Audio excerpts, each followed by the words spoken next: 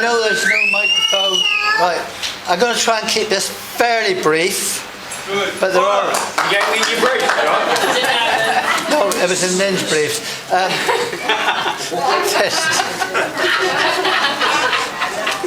Sorry, right. On a serious note, just one or two people I need to mention tonight.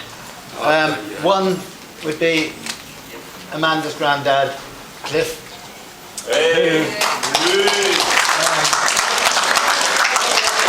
Amanda chose today to have her wedding on because it was his birthday. Fortunately, he's not with us. If he is, When I'm you're going to start me up. If he's up there somewhere, I know he's up and down, and I know he would think that Amanda's made a good choice. Yeah.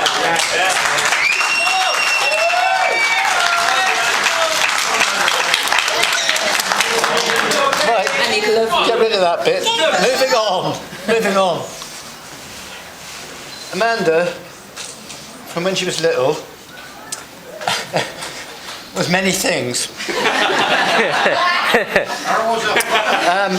I can remember when Amanda was 6 or 7, picking her up from school, taking her down to my good friend Doug and Edna's pub, the Phoenix, have a drink, and the first thing Amanda always did was be straight behind the bar.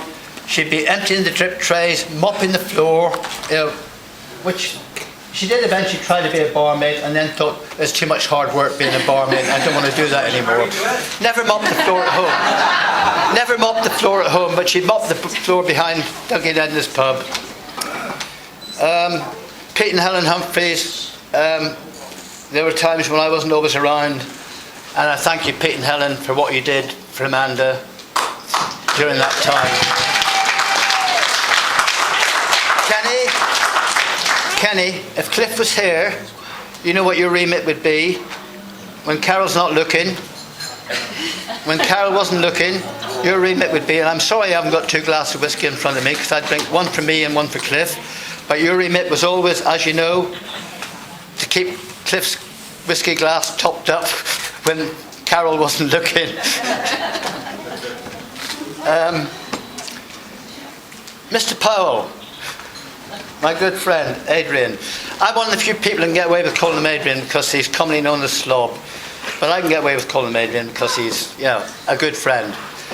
Amanda does humbly apologise for leaving the L off your name on the note on the board. I'm sorry, Uncle Slob.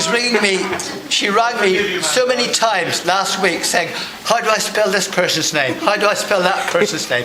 She didn't ask me how to spell your name. But apart from that, Mr. Powell, in his Respondez-vous s'il vous plaît, which to us common people is your RSVP, he did mention that, Glenn, you're removing a burden from Lynn and myself. Well, Amanda's been many things in her time, as I've said before. Willful, disobedient. Edna always thought she was a spoilt, precocious little brat. I think she's changed her mind a little bit these days. But whenever Amanda's been, she has never, Mr. Powell, she has never been a burden. Never.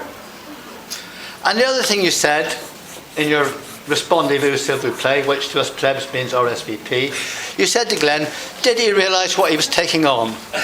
Well, after 7 years, if he doesn't realise what he's taken on by now, well, by then, he never will know what he's taken on by now.